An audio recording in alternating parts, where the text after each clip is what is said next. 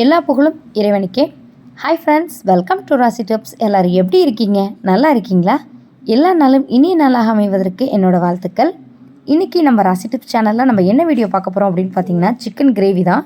Chicken gravy அப்படின்றதுமே எல்லாருக்குமே நிறையா மசாலா போடணும், அந்த மசாலா வர்றதுக்காக அந்த கிரேவியெல்லாம் நிறையா கிடைக்கிறதுக்காக வெங்காயம் தக்காளிலாம் நிறையா போடணும் அப்படின்னு நினச்சி, ஆனால் இன்றைக்கி நம்ம வெங்காயம் தக்காளி தேங்காய் எதுவுமே இல்லாமல் ஒரு சிம்பிளாக ஒரு சூப்பரான டேஸ்ட்டில் சிக்கன் கிரேவி பண்ண போகிறோம். இந்த கிரேவி எப்படி பண்ணுறதுன்னு பார்க்கலாம். அதுக்கு முன்னாடி நீங்கள் என்ன நம்ம ராசி டிப்ஸ் சேனலில் சப்ஸ்கிரைப் பண்ண சப்ஸ்கிரைப் பண்ணிட்டு மறக்காம பக்கத்தில் இருக்க பெல் ஐக்கானை கிளிக் பண்ணிடுங்க.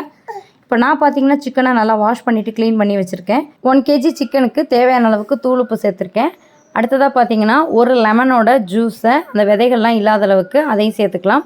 2 டேபிள் ஸ்பூன் அளவுக்கு இஞ்சி பூண்டு பேஸ்ட்டு, காரத்துக்கு ஏற்ற மாதிரி 1 ஸ்பூன் அளவுக்கு மிளகாய்த்தூள், அதோடு பார்த்திங்கன்னா நான் ஆச்சி சிக்கன் 65 மசாலா எடுத்திருக்கேன். 10 ரூபா தயிர் பாக்கெட், அதை அப்படியே சேர்த்துடலாம். இதோட பார்த்திங்கன்னா கார்ன்ஃப்ளவர் மாவு 2 டேபிள் ஸ்பூன் அளவுக்கு நான் எடுத்திருக்கேன். இதோட நான் கலர் பவுடர் சேர்த்துருக்கேன். இது ஆப்ஷனல், வேணும்னா சேர்த்துக்கோங்க, இல்லாட்டி வேண்டாம். இப்போ இது எல்லாத்தையும் சேர்த்துட்டு நல்லா மிக்ஸ் பண்ணி கொடுத்துருங்க. இப்போ எல்லாத்தையும் நல்லா மிக்ஸ் பண்ணி வச்சுருக்கோம். இதில் 1 டேபிள் ஸ்பூன் அளவுக்கு நல்லெண்ணெய் எடுத்துக்கோங்க. எல்லாத்தையும் சேர்த்துட்டு நல்லா மிக்ஸ் பண்ணிக்கலாம். இதை நீங்கள் நல்லா இந்த மாதிரி குலுக்கி கொடுத்துட்டிங்கன்னா மசாலா எல்லாமே நல்லா கோட்டாயிரும். இதை நீங்கள் ஃப்ரிட்ஜில் வச்சுட்டும் செய்யலாம். ஆனால் நான் பார்த்திங்கன்னா உடனே தான் பண்ண போகிறேன். குக்கரில் நல்லெண்ணெய் சேர்த்துக்கோங்க. நல்லெண்ணெய் சேர்த்துட்டு இதில் தாளிக்கிறதுக்கு ஒரு 3 துண்டு பட்டை சேர்த்துட்டு நம்ம இந்த கோழியை மிக்ஸ் பண்ணி வச்சுருக்கிறத சேர்த்துடலாம். இதுக்கு எதுக்காக நல்லெண்ணெய் சேர்க்குறோன்னு பார்த்தீங்கன்னா, கோழி நல்ல ஹீட்டு, அது சாப்பிட்டா வயிற்று வலி பிரச்சனை இல்லாமல் இருக்கிறதுக்காக தான் சேர்க்குறோம். சேர்த்துட்டு நல்லா 2 நிமிஷத்துக்கு நல்லா கிளறி கொடுத்துட்டு, இப்போ பார்த்தீங்கன்னா அந்த பவுலில் இருக்கிற அந்த மசாலாவில் ஒரு 1/2 டம்ளர் அளவுக்கு மட்டும் தண்ணி சேர்த்து அதில் சேர்த்துருங்க. சேர்த்துட்டு எல்லாம் கலந்து கொடுத்துட்டு குக்கர் மூடி போட்டு கரெக்டாக ஒரே ஒரு விசில் மட்டும் வச்சுருங்க.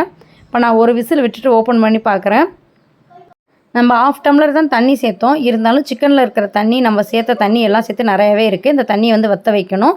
இதில் நான் பார்த்திங்கன்னா ஃப்ளேவருக்காக மிளகு தூள் சேர்க்குறேன். அதோட 2 கொத்தளவுக்கு கருவேப்பிலை சேர்த்துக்கோங்க. இதோட ஃப்ளேவருமே நல்லாயிருக்கும்.